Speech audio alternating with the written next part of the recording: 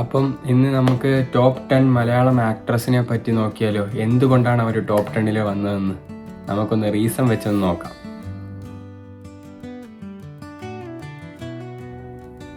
Hello guys, welcome back to my YouTube channel. അപ്പോൾ ഇന്ന് ഞാൻ നിങ്ങൾക്ക് വേണ്ടി നോക്കാൻ പോകുന്നത് ടോപ്പ് 10 മലയാളം ആക്ട്രസ് ആരൊക്കെയാണ് 10 ടോപ്പിൽ നിൽക്കുന്ന മലയാളം ആക്ട്രസ് എന്നാണ്. ഞാൻ എന്തൊക്കെയാണെന്ന് എടുത്തു വെച്ചിട്ടുണ്ട്.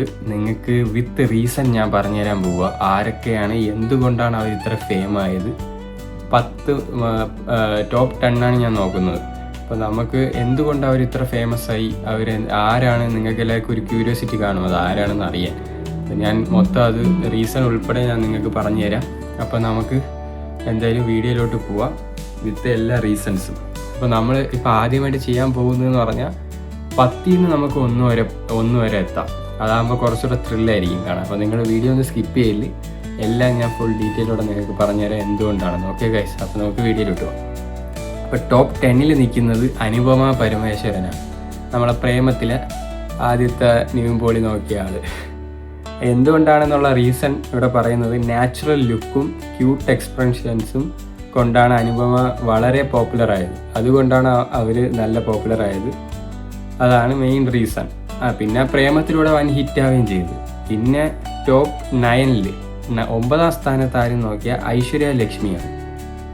അത് പറയുന്നത് സ്റ്റൈലിഷ് റോളും സ്ട്രോങ് കഥാപാത്രങ്ങളാണ് ഐശ്വര്യ ലക്ഷ്മിയുടെ സ്ട്രെങ്ത്.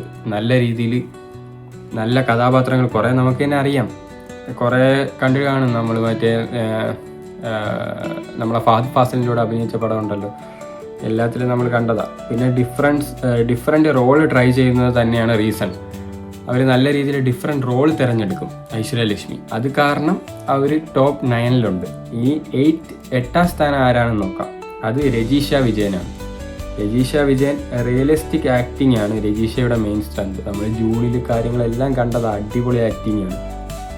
പിന്നെ നാച്ചുറൽ പെർഫോമൻസ് കൊണ്ട് ഓഡിയൻസിനെ നല്ല രീതിയിൽ കയ്യിലെടുക്കാൻ നോക്കും രജീഷ വിജയൻ. അത് കാരണം രജീഷ 8ാം സ്ഥാനത്തുണ്ട്.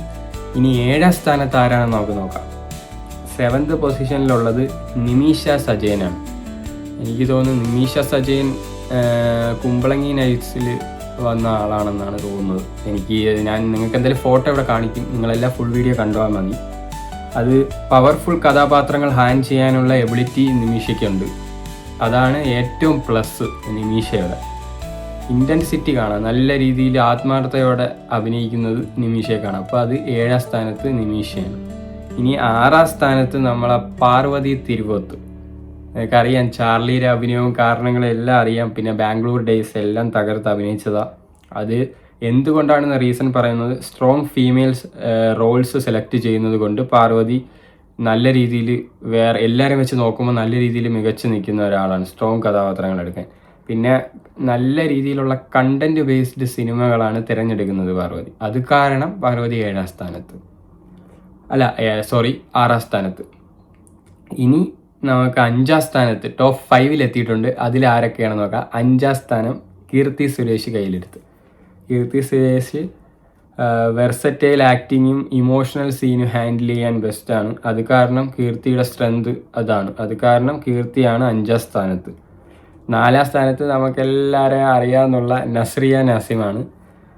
അത് നിങ്ങൾക്കറിയാം, ക്യൂട്ട് എക്സ്പ്രഷൻസും എനർജറ്റിക് കഥാപാത്രങ്ങളാണ് നസ്രിയയുടെ പോപ്പുലാരിറ്റി റീസൺ. അത് കാരണമാണ് നസ്രിയ ഇത്രയും ഫേമസ് ആയി. നിങ്ങൾക്കറിയാം, ട്രാൻസിലൊക്കെ നസ്രിയ അഭിനയിച്ച അഭിനയം, പിന്നെ ഈ ഇടയ്ക്കിറങ്ങിയ സൂക്ഷ്മദർശിനി, അതിലെല്ലാം അടിപൊളിയായിട്ടാണ് നസ്രിയ അഭിനയിച്ചിട്ടുള്ളത്. അതുകൊണ്ട് 4ാം സ്ഥാനം നസ്രിയാണ്. ഇനി ടോപ്പ് 3 എത്തിയിട്ടുണ്ട്. ഇനി 3ാം സ്ഥാനം അനുശ്രീ. കുറേ പടങ്ങൾ ഇപ്പം ഇടയ്ക്ക് വെച്ച് കാണാനില്ല, കുറേ പടങ്ങൾ അടിപൊളി കഥാപാത്രങ്ങളാണ് ചെയ്തിട്ടുള്ളത്.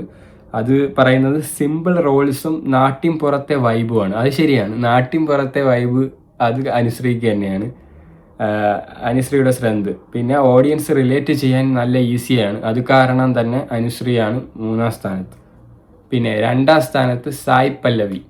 എല്ലാവർക്കും ഇഷ്ടമുള്ള നടിയായിരിക്കും സായ് പല്ലവി. പ്രേമത്തിലൂടെ കയ്യിലെടുത്ത ഏറ്റവും ബെസ്റ്റ് നടി, ആക്ടിങ്ങും എല്ലാം കൊണ്ട് മലർ മിസ് എന്ന് പറയുന്ന ആള് 2nd മലർ മിസ് ഉള്ളത്. ഞാൻ വിചാരിച്ചത് 1st ആണെന്നാണ്, പക്ഷേ ഇത് 2nd പറയുന്നത്. എന്തുകൊണ്ടാണെന്ന് വെച്ചാൽ റീസൺ നാച്ചുറൽ ആക്ടിങ്.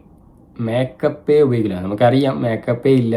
അതിൻ്റെ ആ ഒരു ഇതും ആ റെഡ്നെസ്സാണ്. ഇതിലുള്ള പിമ്പിൾസും കാരണം ഇവിടെ സായി പല്ലവിക്ക് ഉള്ളതുകൊണ്ട് നല്ല ഭയങ്കര പറച്ചിലായിരുന്നു പണ്ടൊക്കെ. പിന്നെ നോ മേക്കപ്പ്. പിന്നെ ഡാൻസ് വലിയ പ്ലസ്സാണ്. സായി പല്ലവി അടിപൊളിയായി ഡാൻസ് കളിക്കും, അതുകൊണ്ട് അതൊരു വലിയ പ്ലസ്സാണ്. അതുകൊണ്ട് ആ റീസൺ കാരണം സായി പല്ലവിയാണ് നമ്മുടെ ടോപ്പ് 2 സെക്കൻഡ് സ്ഥാനം. ഇനി എല്ലാവരും കാത്തിരിക്കുന്ന 1ാം സ്ഥാനത്ത് ആരാണ്? നമ്മൾ പോലും വിചാരിക്കൂല. 1ാം സ്ഥാനത്തുള്ളത് നയൻതാരയാണ്. മലയാളത്തിലും കുറേ അഭിനയിച്ചിട്ടുണ്ട്, എല്ലാം ചെയ്യാറുണ്ട്. അത് കാരണം നയൻതാരയാണ് വന്നിരിക്കുന്നത്. ലേഡീസ് സൂപ്പർ സ്റ്റാർ എന്ന പേര് തന്നെ റീസണാണ്. സ്ട്രോങ് റോൾസും പാൻ ഇന്ത്യ ഫെയിമും കൊണ്ടാണ് നമ്പർ 1. അത് കാരണമാണ് നയൻതാര നമ്പർ 1. അതാണ് നിങ്ങൾ മനസ്സിലാക്കാൻ. എല്ലാം എന്തൊക്കെ പറഞ്ഞാലും നയൻതാരയാണ് 1ാം സ്ഥാനത്തുള്ളത്. ബിക്കോസ് കുറേ മലയാളം പടങ്ങൾ അഭിനയിച്ചിട്ടുണ്ട്, എല്ലാം ഫേമസ് ആണ്. ഇപ്പോൾ തന്നെ ഒരു പടം വരാനിരിക്കുക, പാട്രിയോട്ട്. അത് തന്നെയാണ്, അതും കൊണ്ട് തന്നെ പിന്നെ ബെസ്റ്റ് അഭിനയമാണ്. അതുകൊണ്ട് ഒന്നും പറയാനില്ല. ലേഡി സൂപ്പർ സ്റ്റാർ എന്നാണ് അറിയപ്പെടുന്നത്. അത് കാരണം 1ാം സ്ഥാനത്ത് നയൻതാരയാണ് ഇതിൽ പറയുന്നത്. ചിലപ്പോൾ മിസ്റ്റേക്കൊക്കെ കാണും. നിങ്ങളെന്തായാലും നിങ്ങൾക്ക് നിങ്ങളുടെ ഫേവറേറ്റ് ആക്ട്രസ് ആരാണെന്ന് ഒന്ന് കമൻറ്റ് ചെയ്യണം. നമുക്ക് എന്തായാലും എല്ലാം നോക്കാം.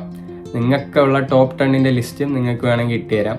ആരൊക്കെയാണ് ടോപ്പ് 10? ഇത് എൻ്റെ ഒരു അഭിപ്രായവും ഞാനൊന്ന് തിരഞ്ഞെടുത്തതിൽ വെച്ച് നോക്കിയ ഇതാണ്. ഞാൻ നിങ്ങളുടെ അഭിപ്രായം കൂടെ ഒന്ന് നോക്കട്ടെ, കമൻറ്റിലൂടെ നിങ്ങൾ അറിയിക്കുക. അതെന്തായാലും ഒരു രസമായിരിക്കും.